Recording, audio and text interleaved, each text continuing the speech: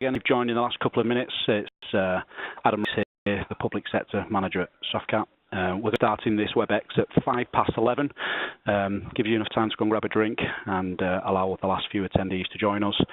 Today on Windows 10 E5, we're starting at 11:05. Thank you.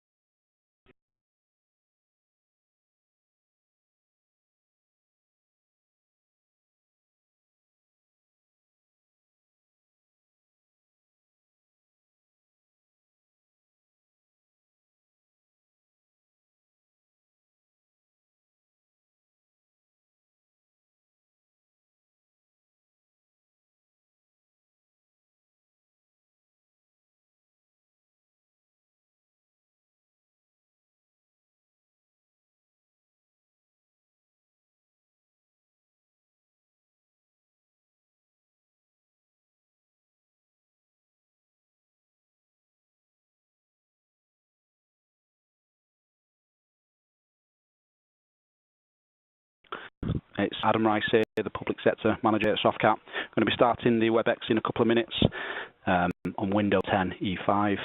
A couple of minutes for last few attendees to join. I've just had a few emails come through to say that people are still trying to join, so we'll start in 60 seconds, in fact. Thank you.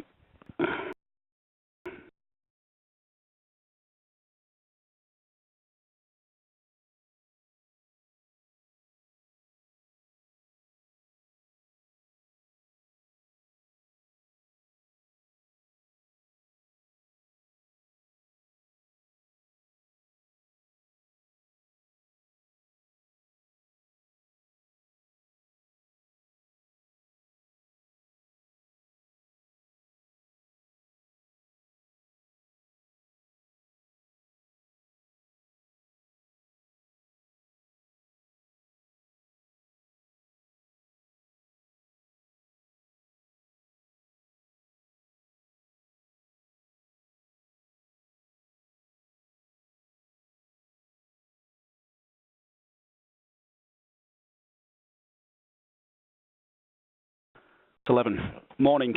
I'm Adam Rice. I'm the Public Sector Manager here at Softcat. Thanks for joining us this morning. Brief apology. Sorry if you attended our WebEx last week, and due to a few technical problems, we had a few problems. So thank you for joining us this week. If you're new to this week, nothing for you to out there. We're here this morning to discuss the new Windows E5 agreement for the NHS. This has been agreed recently by the Department of Health, Microsoft and NHS Digital to address the cyber security vulnerabilities with older operating systems. On this call, we're not here to discuss how you receive your allocation. What we want to do is focus on the features of Windows 10, all the new changes that you can benefit from, and how we can assist you with the deployment. So we're going to split this into two different sections. The first section will be Jack Parry, who's a public sector Microsoft cloud and licensing consultant. He's going to spend 15 to 20 minutes discussing those features, all the new benefits of Windows 10 E5 and how they can make a huge benefit to your organization.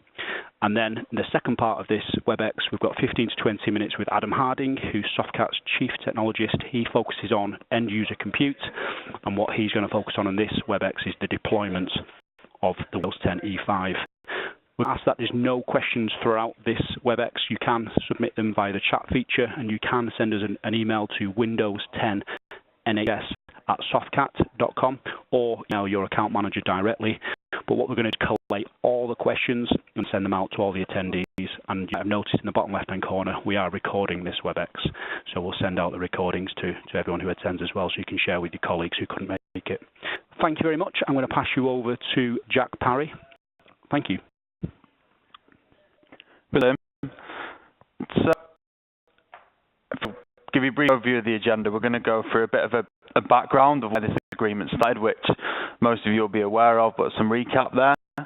We'll go through the shift in the security landscape that we've seen in the NHS over the last few years. We'll look at the evolution of Windows, so it's very much looking at how we've moved from 7 over to 10 and the differences. We begin to look at Windows as a service, so what that actually means to you as an organisation. We focus on one particular software, the Windows Defender Advanced Threat Protection, as this is one of the key components and the reasons why the NHS have gone for the Windows E5. The custom support agreement that's been set in place between Microsoft and NHS Digital, known as Enterprise Threat Detection. We'll have a brief overview of the benefits to the NHS. The guidance that we've had so far from Microsoft around the allocation, as Adam said, it's not going to be how you get it, it's more pointing you in the right direction to get that. And then Adam Harding will be going over the framework for deployment, how we can assist. To move on to the background of it, I think it's fair to say there's been a lot of politics around a potential new NHS-wide agreement ever since the last NHS-wide agreement between the Department of Health and Microsoft was dropped in 2010. This lack of additional IT funding received over those last few years led to a very real risk that trusts would not be able to afford the cost of replacing existing aging desktops, laptops, hardware. And this came very real in last May's Global WannaCry attack. Although it wasn't necessarily targeted at the NHS, had a huge impact on the NHS and really brought to the forefront the security problems some NHS trusts have.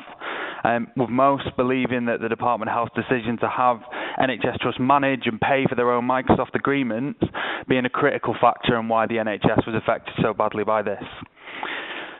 Off the bat, we did see increasing pressures from the government. How were they going to approach improving cyber security measures within the NHS?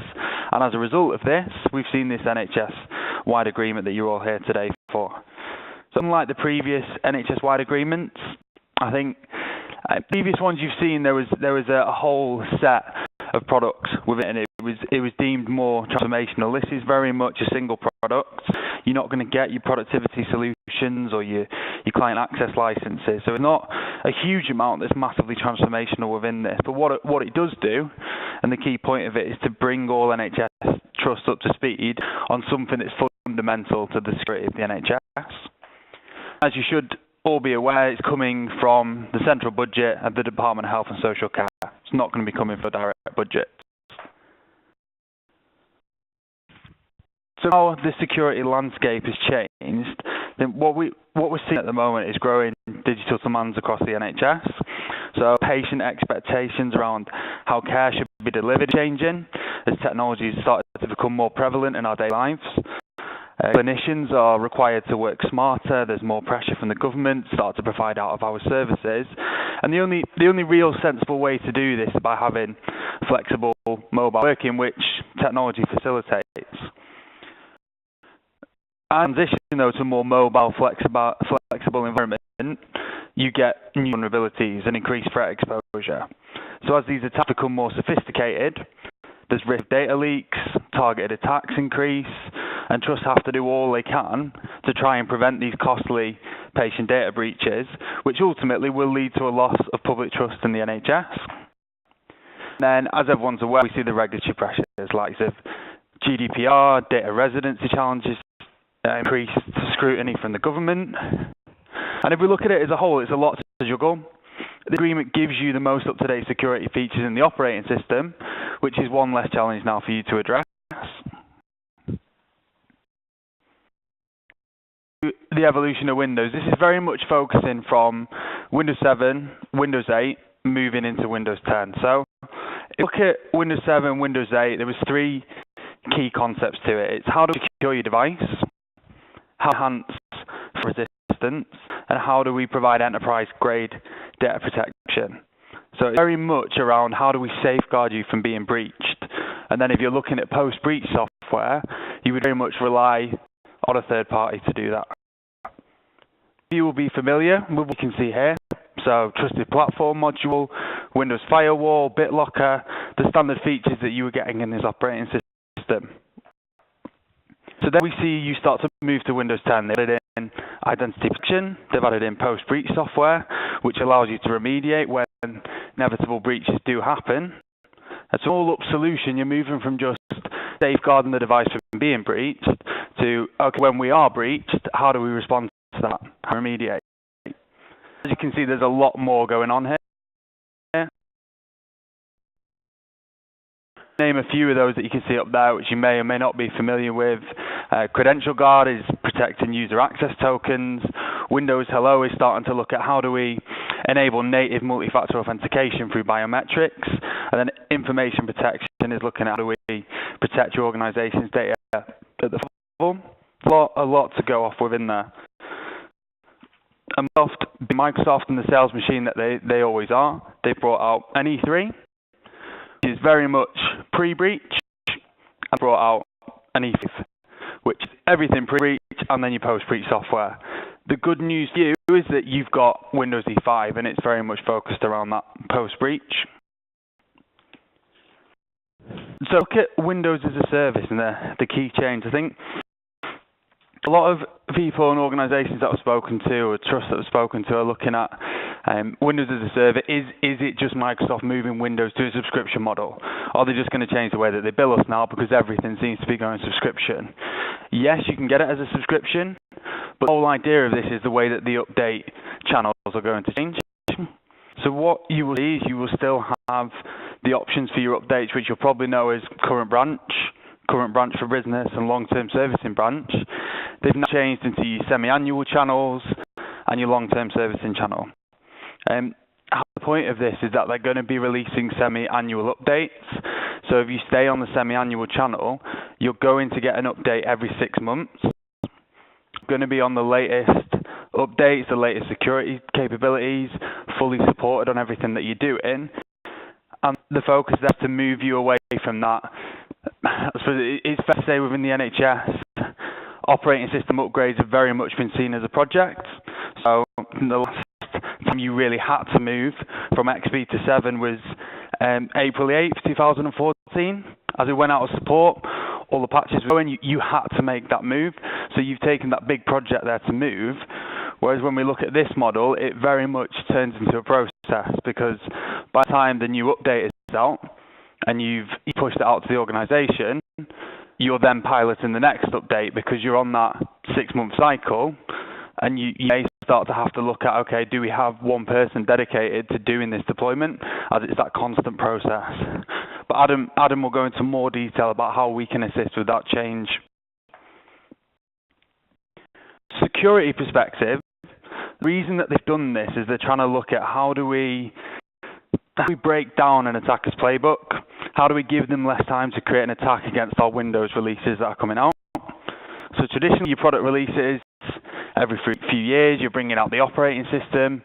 I think it's fair to say maybe you sat on the older versions of the operating system, so there's even more of a gap there. If we'll call this is your protection gap. So you're looking at this window here where there's opportunity to target the operating system, find vulnerabilities within the operating system, and then start to exploit that as an organisation. As you move to this semi-annual channel, the protection gap should drop massively because you're getting these rapid updates, you're getting new capabilities, new protection.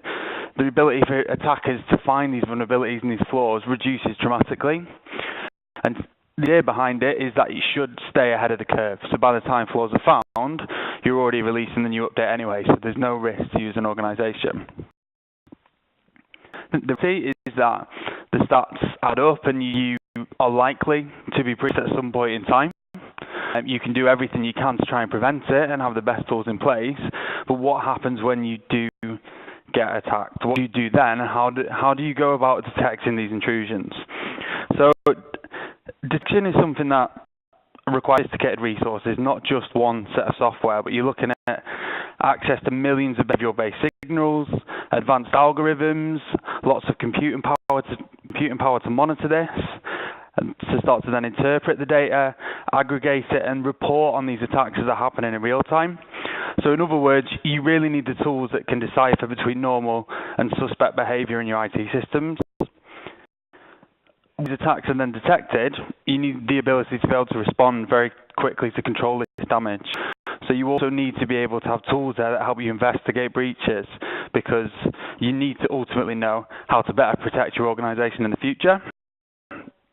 This is where Windows Defender Advanced Threat Protection comes into play. It allows you to detect, investigate and respond to any breaches that you have in your organisation, and it is something that could potentially complement existing antivirus solutions and will run alongside that. But if you want more detail on this, I would speak to your account manager and speak to one of our security specialists in more detail. But you have this, so it's certainly worth starting to use this. Enterprise threat detection is all around the custom support agreement that's been negotiated between Microsoft and NHS Digital. So essentially this is seen as an extension to your IT team, and it adds that extra security layer on existing advanced threat protection you get within the E5 operating system. It's managed threat detection service. I think the key thing here is that it focuses on detection and protection. It is not a response service, so it will highlight where potential breaches may happen or what has happened, and it will advise how to remediate, but they won't actually have boots ground starting to actually do that remediation for you as an organisation. Works is it will pull data from your devices or your apps and using that advanced threat protection portal, and it won't pull any personally identifiable information. It purely just pulls data on how the device is reacting and what's going on that device to highlight anomalies, and then that will be sent to a Azure platform within the UK. None of the data will leave the UK at any point, and then Bean Analytics is run on that data. What you then have is a team of human analysts, which is a team of security experts dedicated to the NHS within Microsoft, that will look at the output of this telemetry and the analytics and will start to actually create actionable intelligence. So you don't need somebody there to look at all of this data that's being pulled from your devices and then coming back to you and say, okay, this is what it means, this is how we need to action it. They will do that bit for you, and they will present that to you as the high-risk areas. This is what happened when you were breached, this is how you remediate, and you've got the information there to start doing that. In addition to it, you do get data fed in from Microsoft as an all-up, so there's cyber security teams, there's security response sensors, and that's pulling data from every single attack that you're getting on Microsoft as a whole. So there's huge amounts of telemetry going into that. For more information on this, you do need to speak to NHS Digital and how you can sign up for this. So the NHS, you've got an extension to your IT team. It should limit risk of breaches because you've got the most up-to-date security software in the operating system. It should then free up time as well for you to start to be maybe more innovative and try and address other security challenges outside of the operating system. It's not going to come out of your budget, so centrally budgeted, and you could potentially, if historically you've always purchased third-party post-breach software, you could maybe recommission that money and start to use that elsewhere because you've got it covered within this agreement. Recently had guidance from Microsoft on this as well as to very much as to around your allocations. So the agreement itself is Windows and VDA E5. To your allocation, you need to contact NHS Digital. There may be terms that they will ask you to sign up to before they give you that allocation. Anybody that has a new or a renewing agreement, Windows will not have to be factored into that, so there's a cost saving for you there. Any existing agreements, your Windows or your VDA can be removed at anniversary, but you do need to speak to your account manager, and we'll speak to Microsoft to get that approved. You to contact NHS Digital about the Enterprise Threat Detection Support Agreement. All this really is reliant on NHS Digital approving that you will get your allocation of licenses. So I would speak to them as soon as you possibly can. So that's, I'm going to move on to Adam Harding now. That's going to go for the deployment side of things. Thanks, Jack. Can you hear me okay? Yeah, fine. Thanks. So, hi everyone, thanks for joining us today. As Jack said, my name is Adam Harding. I'm part of the Office of the CTO, and I'm Chief Technologist for End User Tech at Softcat. I'm responsible for our technical advisory services, which are all geared up to help you de-risk, accelerate, and I suppose successfully prepare for the deployment and the adoption of digital workspace technologies. with the focus call being Windows 10, we're just going to double down on how we help you with that for now. But if you'd like to talk to us about any related topics, Office 365, Exchange, AD, your VDI estates, or any of that stuff, then please feel free to just pick up the phone to your account manager, and we'll take it from there. Over 10 minutes or so, I'm going to have a bit of a whistle-stop tour of our approach. Where to begin if your Windows 10 project is not yet underway, how we can slot in and help to support and accelerate any in-flight projects you may have already. And also, I'll be calling out some of the key technical considerations that we at Softcat focus on when planning for Windows 10 migrations, just to make sure we're all on the same page. To save you furiously scribbling down the details as fast as you can, I've prepared a couple of summary docs that we'll share with each of you following this session. I'll also share the details of the Moving to Windows 10 podcast that myself and our wonderful Microsoft 365 technical architect Jack Lewis recorded about a week or so ago for Explain It IT. So that runs about 25 minutes, well worth a listen as it goes into the next level of detail at least about these technical considerations and the gotchas you need to make sure you're aware of. Good approach needs a framework, so I just wanted to pull up this graphic to illustrate ours. It's pretty standard, which is a good thing. It's all based on industry standards and best practice. Whilst I'm there, I just want to call out a few points. In the successful transition, 3 major stumbling blocks come up time and time again across both the public and the private sector. It's not just targeted at the NHS. But while there, so thing one. The discovery phase, obviously that means looking at your current state, understanding where you are today, and us to map towards your target design and your target operating model. The barrier to getting that phase done is currently organizations just really struggle to identify their true current state.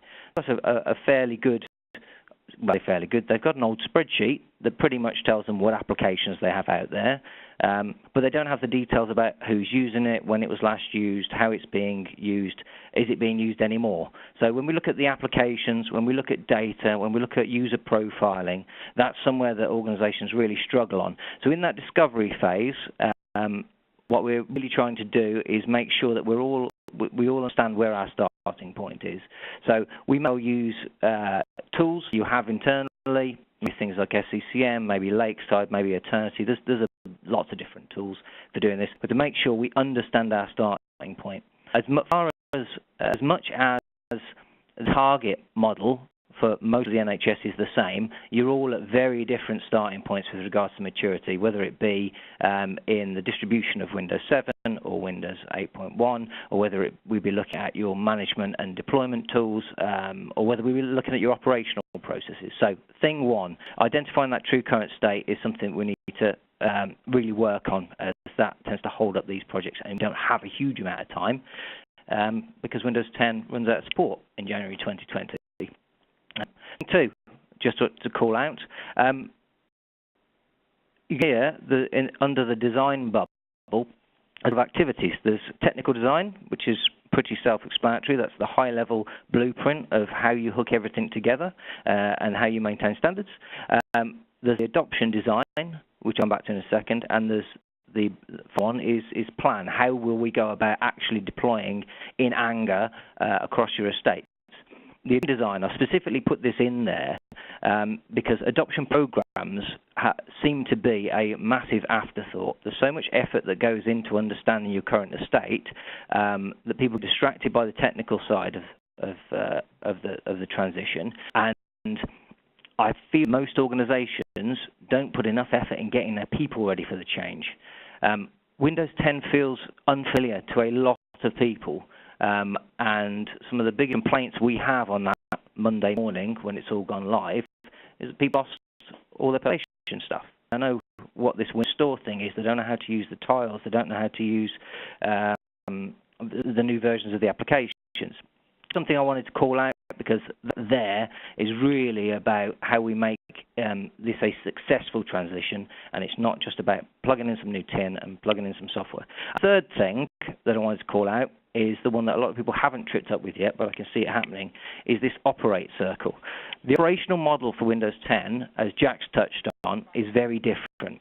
We have 3-year, 5-year gaps between major transitions, between getting our application estate ready, between liberating our personalization and profiles from our desktops, allowing us to forklift those across, in getting our GPOs and that side of the thing ready. Well, realistically, the deployment program at the moment is you're going to have quality updates, which a month, see that as a security patch really, and 6 months we're having feature updates. Now, the important thing to note about the feature updates, if you're not aware, is they have a drop-dead date on support of 18 months, which is we have to make sure that we can keep up with this evergreen rolling platform of Windows 10, getting our estate ready within a window every 18 months. So this is a shift between projects and processes. So something we want to plan for from the start, because most organizations we work with have to make some actual operational changes to the way their people are structured. So we can't leave that. We can't leave that. So this one. So following on from that high-level breakdown, just want to show a guide of how the common activities break down within that framework. Don't worry too much about the detail. As I've said, we're going to share this with you all after the session. But I want to include this for reasons, really. Firstly, I want to mention that we take you step by step, clean sheet of paper, right the way through to a successfully deployed and operational Windows 10 estate. That's what this essentially says, break it down into little chunks. Secondly, what I want to explain is that the structure, the way we set it up, allows us to help you as much or as little as you need, because we can drop in and support you on individual activities if you like, or validate what you've already done, rather than having to do the whole thing from start to finish. We appreciate that there's plenty of organizations and plenty of the trusts have already kicked this off to some extent. Now, we don't know whether you've got as far as completing that discovery exercise and understanding your starting point, whether you've completed the target design and you even understand what the potential is of Windows 10, whether it be those security features or whether it be the hardware, client devices, all of that processor stuff.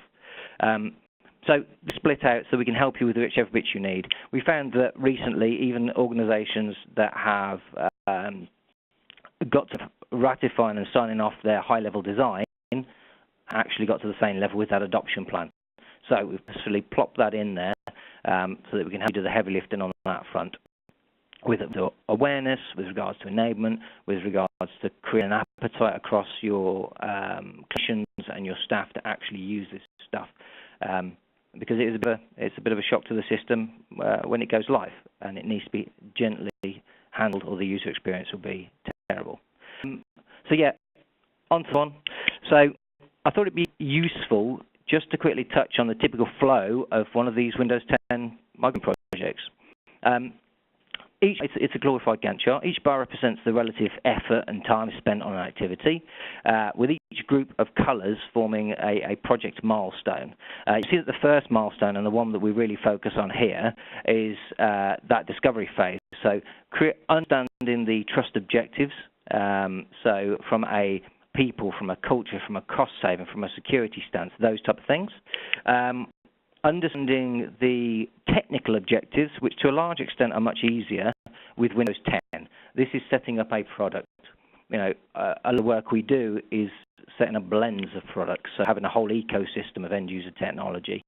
But we're just focusing down on Windows 10. It's about making sure that we get set up for best practice, and then make it practical for you to actually get there. Break it down into pragmatic steps. So it's about that. And the third one is gap analysis assessments. As I've touched on, there's a lot to be understood to make sure you are Windows 10 ready. My biggest concern, and the technical side that trips things up more often than not, is application readiness. Most applications start that way too far down the line, holds up the whole migration.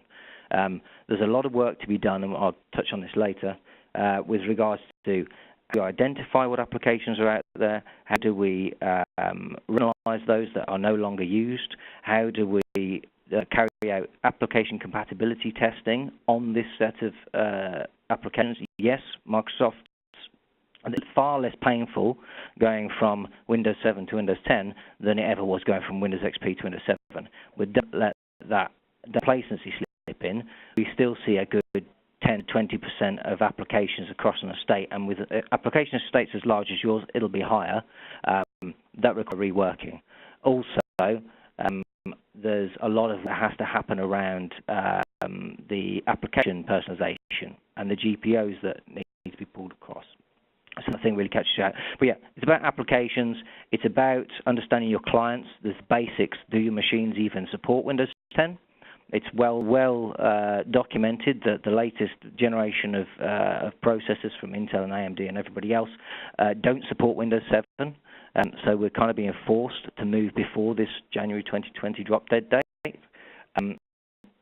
But look at your estate. It's a fairly heavy operating system, especially start adding in additional things like Office 365. So we've got to the maths adds up, and we've got to make sure that we've got to be mindful that Microsoft's going to keep throwing out fairly big updates. I would suggest you think about a gig every 6 months for these updates. They're not small. Is every 6 months that's going to put increasing pressure onto your estate. A few times where organizations have come to us and based their client device readiness on minimum requirements. And 6 months they've had to go and rip out all those clients because they immediately pushed them over the edge. So it's all that type of stuff. Also on the gap analysis side, we look at technical readiness, so the skill sets, whether it be capabilities or capacities of your teams, to see whether you have the right people in the right positions doing the right jobs. That's kind of the focus for this piece. And then moving on through, it's relatively standard, as I said, it is supposed to be. It's industry best practice, design, delivery, and operational models and handovers. So on to the next slide. So the next slide is focused on, and I'm only going to briefly touch on these. I could bore the ocean and bore you to death on the key on the other 10 things that should be on this slide. But if we were to break it down, and Jack, the M365 technical consultant, we tried to break it down to just make it a little bit more digestible of what are the key focus areas for you as you move through to Windows 10. These are the overriding ones. So deployment and provisioning. So what do I mean there? We're talking about first understanding before you make a decision. Understanding classic IT versus what Microsoft termed modern IT.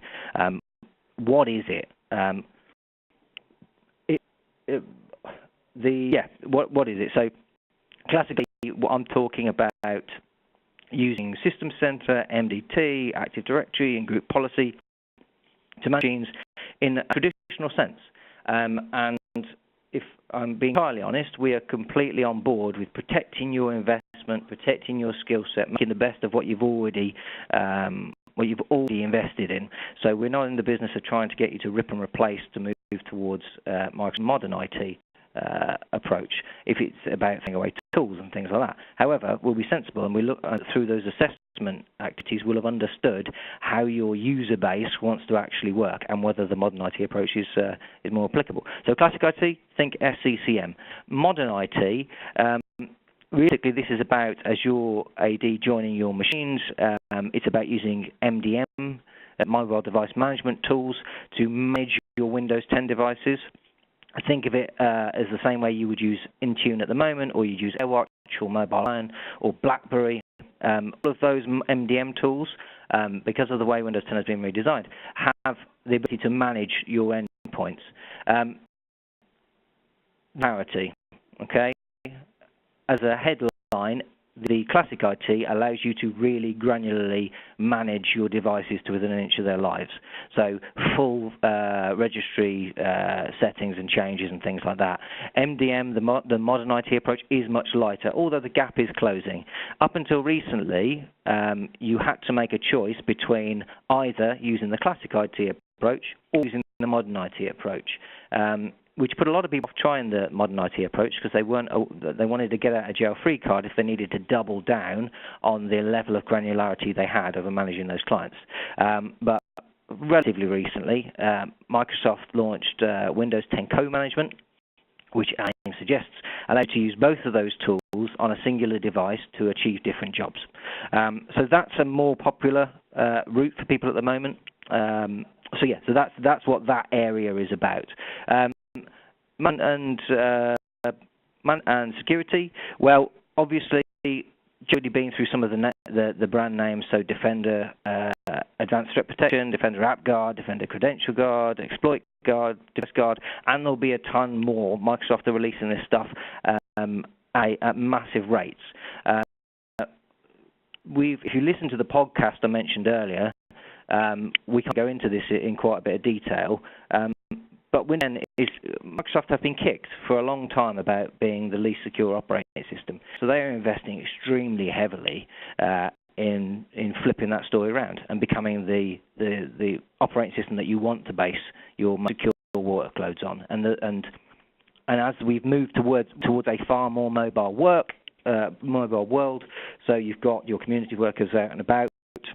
Increasing amount of data is leaving the building, and it's increasingly sensitive. And the Daily Mail is doing a grand job of keeping everybody paranoid. I'm only going to invest further and further and further on protecting and securing these endpoints. That's what that's about. Data settings. So a big kind of touched on it, a little bit earlier. Data settings are a bit of a forgotten art form here. In the world, your people will have saved data to their local machines, or will save data to their local machines. When we're doing this migration, we need to have a strategy for either injecting and forklifting it off the machine and plopping it back on their new machine, or on a VDI environment, or wherever you're planning to put it. Same with the settings. They with Windows 7 for a very, very, very long time. They've been making tiny little changes to their application profiles for an equally long time. Some things we're not going to be able to pull across. It's just the way it is. But as far as possible, as I touched on before, this needs to be an almost enjoyable experience for our people. We want them to feel like their applications are familiar. We want to make sure that their data is available so that they're back to business as quick as they can be when the migration's taken place. There's Microsoft's own tools. There are some more high tools, I suppose. You will have heard of things, I'm sure, like Sense or Res, all owned by Avanti now. There are far more sophisticated tools out there based on level of complexity and based on that current starting point of your environment. That will kind of it will steer us towards what that necessary tool set would be to help you get from one place to the other. Application readiness, I've waxed lyrical about it. My biggest concern by a country mile is making sure that we identify the apps that are out there, understand their usage, analyze and retire the stuff that isn't being used, complete application compatibility testing on everything. And bear in mind that whole process there is going to have to roll and roll and roll. At best every month, at worst every 18 months. So we're seeing new technology being brought in. We're seeing people starting to use containers to hold the applications so that they can be plopped on top of a Windows 10 platform now.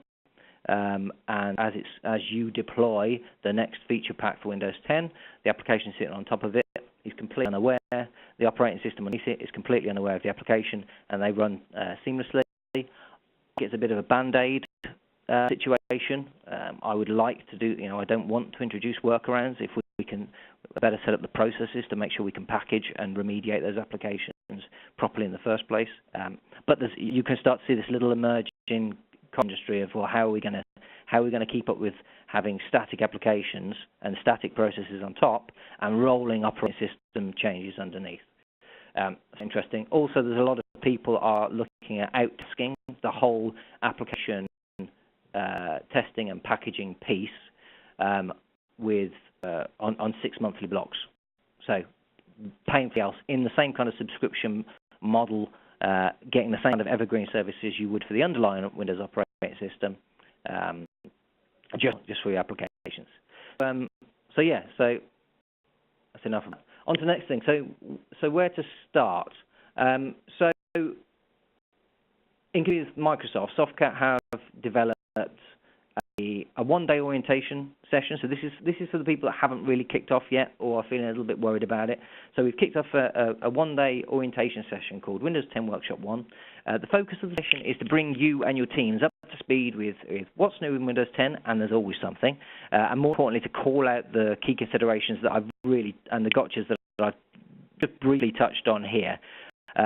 It's the stuff that must be addressed during the planning and the design process for the migration, but absolutely critically for that operational phases when you get going.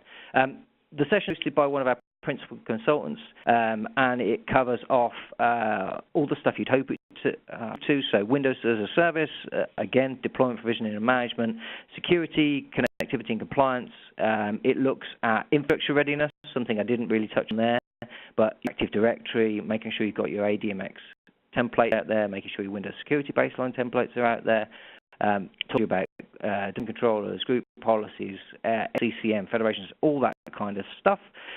Also goes into domain name services, scavenging and suitability. That's an important leap.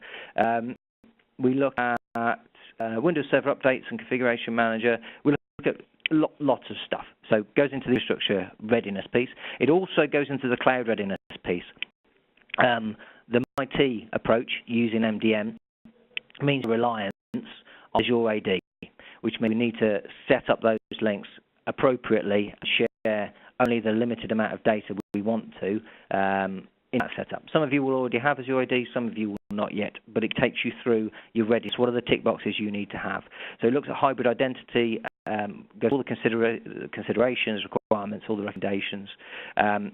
We talk about moving to an identity-driven security model quite a lot, actually, as you're moving towards modern IT. The world is away from perimeter security. In fact, that's a lie. The world is moving away from a reliance on perimeter security. People understand that you're not going to keep everything behind a firewall. People understand that have to share things with universities and with patients and with the GPs and with partners. Data needs to move about, or we can't do the job, and it starts to hurt how productive we are. So that's the security models moving towards identity-driven access, context, understanding the user, location, the time, the date, the device, and all that type of thing. And it's also moving towards your files and your documents with policy, so that when they leave the building, they have their own inherent policy built in. You're only given a key to somebody that should access that document, and you can have different keys for people that can access that document in different ways. Maybe someone can forward it, maybe someone can't print it, maybe somebody has full access, that type of stuff. So we cover all that off. Workshop ends with talking about migration options and strategy.